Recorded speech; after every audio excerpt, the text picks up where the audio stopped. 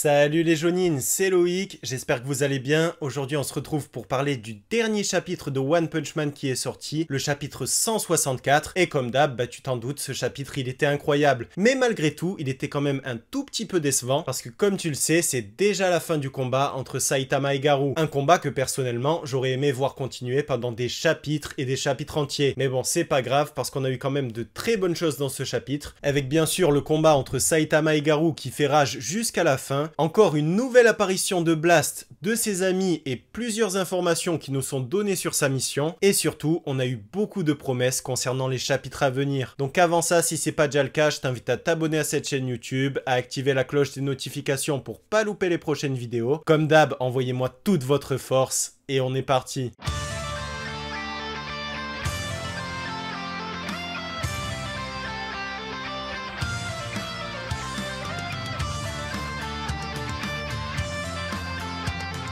Le chapitre commence, comme d'hab, avec les héros secondaires qui font leur apparition, avec notamment Purport, Éclairomax et tous les autres qu'on ne sait pas leur prénom parce qu'on les voit quasiment jamais. Et ces petits passages, en fait, ils me font penser à Dragon Ball Z. Tu sais, quand tu regardais le combat entre Goku et Freezer, le combat faisait rage, t'étais à fond dedans, et tu sais pas pourquoi, d'un coup, tu voyais Bulma qui faisait à manger, tu voyais le capitaine Ginyu transformé en grenouille qui faisait sa petite vie, tu voyais Chichi, etc., etc. C'était des passages et des personnages qu'on n'avait pas du tout envie de voir à ces moments-là. Mais heureusement, à l'inverse de Dragon Ball, ces passages-là dans One Punch Man, ils durent pas une plombe. En général, tu vas voir les héros pendant 2-3 pages, et ensuite ça va rebasculer sur le combat. Et d'ailleurs, en parlant de combat, on voit Garou qui augmente ses stats au maximum, qui devient beaucoup plus puissant, beaucoup plus rapide, beaucoup plus agile, etc., etc. Mais il se rend compte qu'il est complètement à la ramasse, complètement dépassé par Saitama, et que malgré tous ses efforts, tous ses progrès, il ne peut rien faire contre lui. D'ailleurs, j'aimerais bien revenir sur le design de Garou, que je trouve personnellement un petit peu moins stylé que celui qu'il avait au chapitre précédent, qui était encore un petit peu moins stylé que la forme qu'il avait avant. En fait, moi, la forme de Garou que je préfère, c'est quand il maintient son côté humain, mais qu'à côté de ça, il a une petite enveloppe de monstre. Alors que là, ça y est, clairement, le mec, il a plus rien d'un humain. D'ailleurs, je trouve ça un petit peu dommage, parce que si tu prends un mec qui ne regarde pas tous les chapitres de One Punch Man et qui tombe au hasard sur ce chapitre, en fait, le mec, il va juste se dire « Ah ouais, Saitama, en fait, il affronte un monstre, comme d'habitude, quoi, il y a rien de nouveau. » Alors certes, le monstre, il est plus puissant que les autres, mais à part ça, voilà, la trame de l'histoire, elle a pas changé. C'est toujours Saitama qui met la rouste à des monstres, etc., etc.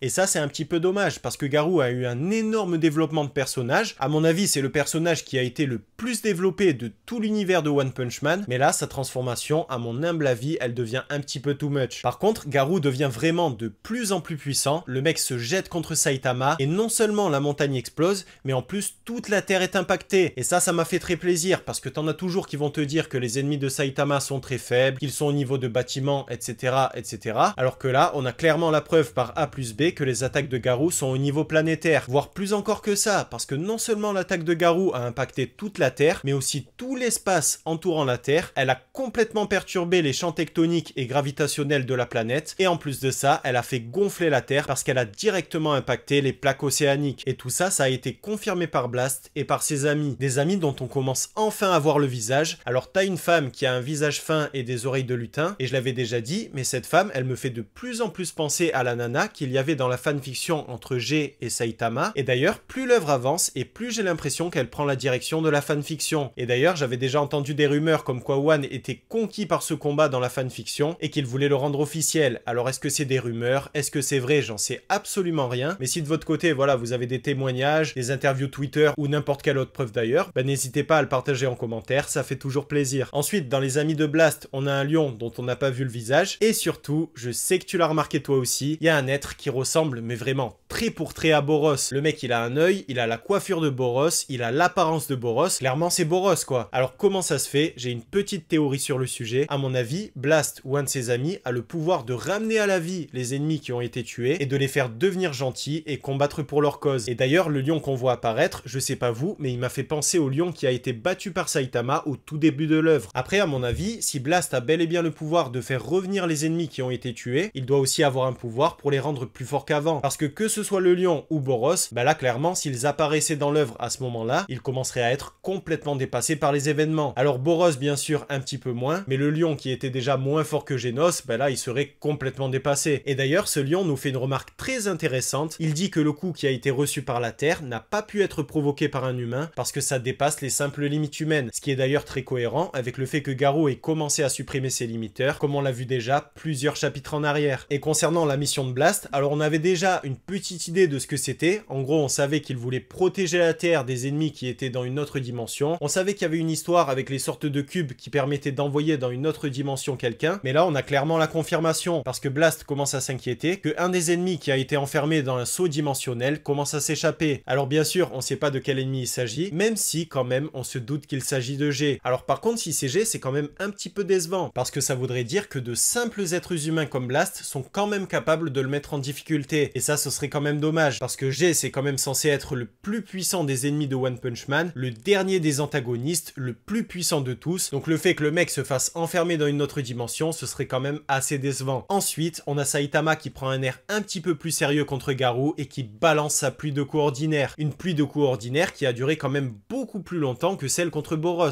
En tout cas, c'est l'impression que j'ai eue, parce que contre Boros, il y a eu genre 10 ou 20 coups, alors que là, Saitama a tabassé Garou du milieu de la Terre jusqu'à le faire sortir de la Terre pour enfin le projeter au loin avec un énorme punch. Donc mine de rien, Garou a quand même encaissé une énorme pluie de coups ordinaires de Saitama. Alors par contre, cette attaque, elle l'a clairement pas laissé indifférent, parce qu'elle a complètement détruit Garou, aussi bien sur le plan physique que sur le plan mental. Garou qui a compris à ce moment-là que son combat était terminé et qu'il ne pourrait de toute façon rien faire contre Saitama, même en augmentant encore sa force, sa vitesse, son endurance, etc. etc. D'ailleurs, en encaissant l'attaque, Boros a un flashback et il se rappelle de ce que la Scolopendre avait dit, à savoir qu'il y a un point qui s'est retourné contre G, et contrairement à ce qu'il pensait, il ne parlait pas de lui, mais il parlait bel et bien de Saitama. Ce qui nous prouve, pour notre plus grand bonheur, qu'il va bel et bien avoir un combat un jour entre G et Saitama. Et à mon avis, ce jour-là, ce combat va être exceptionnel. Alors par contre, je suis quand même très déçu, et je sais que vous aussi, parce que vu que le combat entre Garou et Saitama a pris fin maintenant, bah comme tu le sais, si tu as lu le webcomic, on n'aura pas la fameuse attaque de Saitama, le Serious Table Flip. Alors franchement, cette attaque, j'y croyais de toutes mes forces, je pensais qu'ils allaient pas l'enlever parce que c'était une des attaques les plus impressionnantes de Saitama, mais malheureusement, ils ont décidé de ne pas la mettre. Alors je vais spoiler un petit peu, en gros dans le webcomic, t'as Saitama qui fait un Serious Table Flip, en gros le mec il met ses mains comme ça, il prend la terre et il balance une énorme partie de la terre dans les airs, à plusieurs centaines de kilomètres de distance, et t'as Garou qui croit toujours être sur la terre normalement, alors que le mec en fait il a été retourné, il est dans les cieux et il est en chute libre. Une chute libre qui dure vraiment très longtemps, parce que même Garou à un moment il va se faire la remarque, mais comment ça se fait, je vois toujours pas le fond, comment ça se fait qu'on tombe encore? Donc en fait Saitama, avec une toute petite partie de sa force, il est capable de porter une très grosse partie de la terre. Donc voilà, j'ai quand même ce gros regret là concernant ce chapitre, je sais que vous aussi, que vous attendiez cette attaque, mais bon, vous en faites pas, avec ce qui nous a été montré dans ce chapitre et dans les autres, on sait maintenant que One Punch Man va être une œuvre de plus en plus basée sur la puissance, on sait qu'il va y avoir quand même de grosses dingueries à venir. Ensuite, t'as Garou qui enfin nous fait l'aveu qu'on attendait tous, à savoir que dès le début en fait, le mec il croyait pas réellement à son projet. Du coup, il se résigne à la défaite, il charge Saitama pour la dernière fois, et Saitama le calme en lui disant « T'inquiète pas brother, vas-y on va parler, on va se caler dans la cabane là-bas, tonton Saitama il va t'aider, maintenant on a fini de se battre et tu vas me dire tout ce que t'as sur le cœur. » Et le chapitre se termine avec une très belle image, avec Garou à droite qui a les mains sur ses genoux, un peu comme un enfant qui aurait fait une bêtise et qui demande pardon, Saitama qui est à gauche toujours avec une posture nonchalante en mode « Je m'en fous, mais t'inquiète, tu peux me parler de tes problèmes. » Et en fond de plan, on a la lune qui a été bien endommagée par Saitama dans son combat contre Boros,